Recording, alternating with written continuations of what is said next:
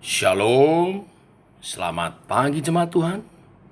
Berjumpa kembali dalam doa pagi online. Mari datang, rendahkan diri di hadapannya. Tuhan, ini kami gerejamu, menghampiri tahta kasih karunia-Mu, merendahkan diri, memanjatkan doa. Datanglah kerajaan-Mu di bumi seperti di surga. Dengan bersehati dalam satu kasih, kami rendahkan diri, menghampiri tahta kasih karunia-Mu. Ini doa kami, kerinduan kami, kerajaan-Mu datanglah, kehendak-Mu jadi di bumi seperti di surga.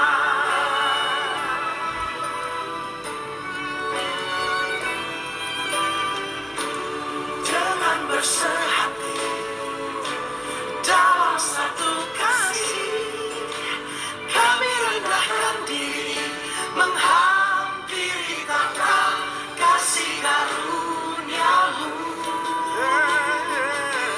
Ini doa kami, kerinduan kami, kerajaan-Mu datanglah, kehendak-Mu jadi di bumi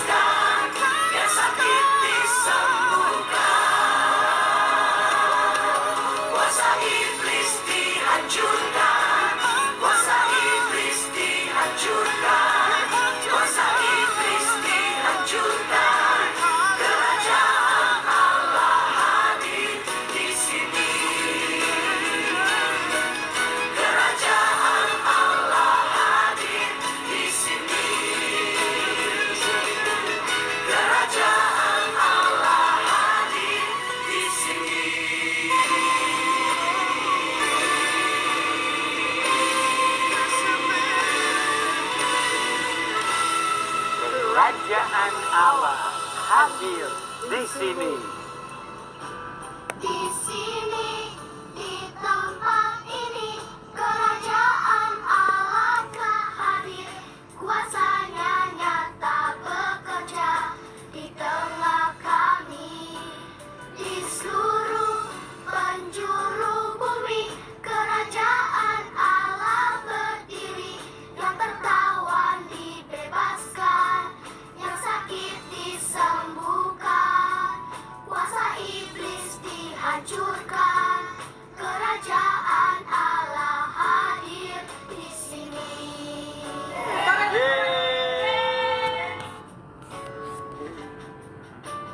Pujian yang dahsyat dari Worship Revolution Project Abalov yang mengajar kepada kita menghadirkan kerajaan Allah di bumi seperti di surga, di tempat kita seperti di surga.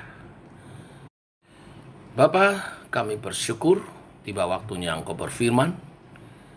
Tuntun kami oleh kebenaran firman yang sebentar kami renungkan, menyatakan kerajaan-Mu di tempat kami masing-masing seperti di surga, di rumah tangga kami, di gereja kami, di masyarakat kami seperti di surga. Berfirmanlah Bapa, kami siap. Dalam nama Yesus kami berdoa. Amin. Bapak Ibu, kita lanjutkan renungan firman Tuhan pada pagi hari ini. Keluaran pasal 23 ayat 1 sampai dengan yang ke-13. Demikian firman Tuhan. Janganlah engkau menyebarkan kabar bohong. Janganlah engkau membantu orang yang bersalah dengan menjadi saksi yang tidak benar. Janganlah engkau turut-turut kebanyakan orang melakukan kejahatan, dan dalam memberikan kesaksian mengenai suatu perkara, janganlah engkau turut-turut kebanyakan orang membelokkan hukum. Juga janganlah memihak kepada orang miskin dalam perkaranya. Apabila engkau melihat lembu musuhmu atau keledainya yang sesat, maka segeralah kau kembalikan binatang itu. Apabila engkau melihat rebah keledai musuhmu karena berat bebannya, maka janganlah engkau enggan menolongnya. Haruslah engkau rela menolong dia dengan membongkar muatan keledainya. Jangan engkau memperkosa hak orang miskin di antaramu dalam perkaranya. Haruslah kau jauhkan dirimu dari perkara dusta. Orang yang tidak bersalah dan orang yang benar tidak boleh kau bunuh. Sebab aku tidak akan membenarkan orang yang bersalah. Suap janganlah kau terima, sebab suap membuat buta mata orang-orang yang melihat dan memutarbalikkan perkara orang-orang yang benar. Orang asing janganlah kamu tekan, karena kamu sendiri telah mengenal keadaan jiwa orang asing, sebab kamu pun dahulu adalah orang asing di tanah Mesir. 6 tahun lamanya engkau menabur di tanahmu dan mengumpulkan hasilnya, tetapi pada tahun ke-7 haruslah engkau membiarkannya dan meninggalkannya begitu saja, supaya orang miskin di antara bangsamu dapat makan, dan apa yang ditinggalkan mereka haruslah dibiarkan dimakan binatang hutan. Demikian juga kau lakukan dengan kebun anggurmu dan kebun zaitunmu. 6 harilah lamanya engkau melakukan pekerjaanmu, tetapi pada hari ke-7 haruslah engkau berhenti, supaya lembu dan keledaimu tidak bekerja, dan supaya anak budakmu perempuan dan orang asing melepaskan lelah. Dalam segala hal yang kufirmankan kepadamu, haruslah kamu berawas-awas. Nama Allah lain janganlah kamu panggil, janganlah nama itu kedengaran dari mulutmu. Amin. Bapak Ibu, Keluaran pasal 23 masih berbicara hukum-hukum peraturan yang Musa buat bagi umat Allah, bangsa Israel yang baru dibebaskan dari tanah Mesir. Kali ini menyoroti orang asing, orang miskin, bahkan musuh. Orang asing dan miskin mendapat perhatian khusus. Orang Israel harus memperlakukan mereka dengan setara, karena mereka berhak mendapatkan keadilan. Bahkan orang yang memusuhi kita dikatakan ternak musuh. yang tersesat, mereka harus mengembalikannya. Di ayat 5, jika keledai musuh rebah karena beban yang berat, mereka harus rela menolong membongkar muatannya. Lembu, keledai, budak, dan orang asing berhak mendapat istirahat. Bahkan tanah garapan harus diberi istirahat setelah 7 tahun. Mereka harus membiarkan apapun hasil yang keluar dari tanah itu sebagai jatah orang miskin. Mengapa Tuhan memberi hukum demikian? Mengapa Musa diperintahkan menulis perintah-perintah hukum-hukum ini? Karena umat Tuhan tidak boleh hidup meniru cara hidup bangsa di sekitarnya. Pada waktu itu ada bangsa-bangsa yang adalah bangsa penindas yang mencari keuntungan dari mereka yang lemah.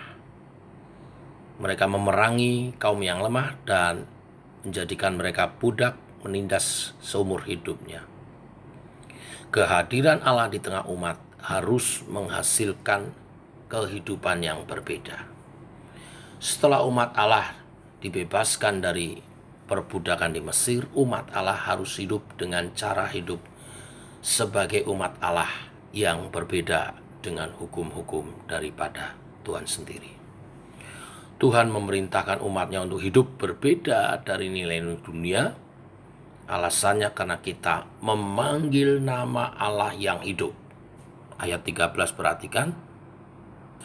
Dalam segala hal yang kufirmankan kepadamu haruslah kamu berawas-awas. Nama Allah lain janganlah kamu panggil. Janganlah nama itu kedengaran dari mulutku. Artinya hanya Allah Israel yang kita panggil, tempat kita berseru. Allah yang telah membebaskan umatnya dari perbudakan Mesir. Allah akan menolong umatnya hidup di tengah nilai-nilai dunia yang berbeda ini dengan nilai kerajaan Allah. Kerajaanmu datanglah di bumi, di surga. Kerajaanmu datanglah dalam kehidupan umatmu JKI seperti di surga. Kerajaanmu datanglah dalam kehidupan pribadi lepas pribadi, keluarga daripada umatmu. Menghadirkan kerajaan Allah dimanapun kita berada seperti di surga. Wujud konkretnya bagaimana? Memang hidup di zaman sekarang sepertinya nilai-nilai yang Tuhan ajarkan seperti sulit dipraktekkan, tetapi tidak sulit bila kita bersama dengan Tuhan. Yang pertama, tinggalkan individualisme. Belajar hidup memperdulikan sesama. Jangan cuek. Bahkan kepada orang yang memusuhi kita. Firman Tuhan tadi katakan, kita tidak boleh berbuat jahat. Kalau kita bisa menolong, kita bisa tolong. Kita tolong. Yang kedua, jangan hidup berfokus pada keuntungan belaka.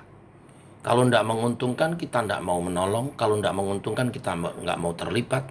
Tidak, kita hidup bukan untuk mencari keuntungan belaka. Orang percaya tidak hidup untuk mencari keuntungan belaka. Orang percaya hidup menguntungkan sesamanya. Dan yang ketiga, hidup dalam kepedulian secara holistik, bahkan terhadap alam. Seperti firman Tuhan juga hari ini. Tanah tidak terus dikerjakan.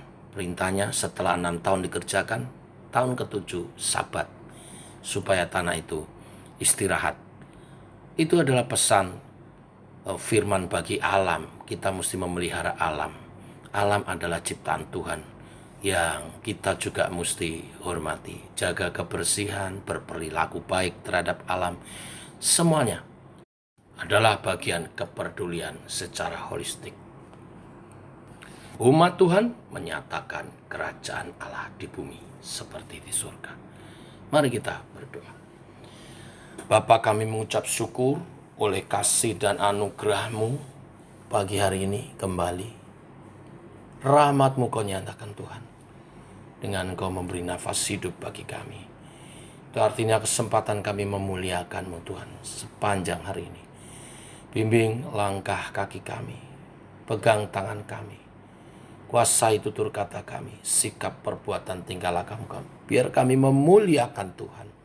Seperti firman hari ini, kami mau hidup dalam kepedulian secara holistik. Kalau kepada alam saja Tuhan memerintahkan kami bersikap benar terlebih terhadap sesama. Bahkan orang-orang yang memusuhi kami pun kami tidak boleh berbuat jahat kepada mereka. Mari Tuhan Allah Roh Kudus bimbing kami hidup dalam kebenaran firman-Mu dan jadi taat kehendak Tuhan atas kami. Hari ini secara khusus berdoa bagi menara doa nanti malam, di mana umat Tuhan membangun menara doa, naikkan pujian penyembahan doa-doa untuk bangsa negara, untuk masyarakat di sekitar kami, untuk pekerjaan Tuhan dilancarkan di JKI SMA, untuk umat Tuhan berkemenangan di dalam-Mu Tuhan, untuk kerajaan Allah dinyatakan di bumi seperti di surga melalui umat-Mu Tuhan. Kami menyerahkan Bu Pendeta Tasina yang akan menyampaikan firman Tuhan, dan Ibu Yanti akan memimpin puji-pujian, dan Sima yang memainkan musik Tuhan. Biarlah umat-Mu berhimpun untuk bersekutu, untuk membangun menara doa, untuk naikkan pujian penyembahan kepadamu.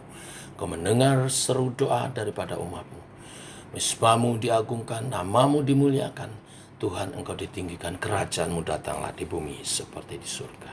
Demikian doa kami naikkan dalam nama Tuhan Yesus Kristus. Amin. Demikian saudara doa pagi kita. Selamat pagi, selamat berjalan bersama dengan Tuhan. Shalom.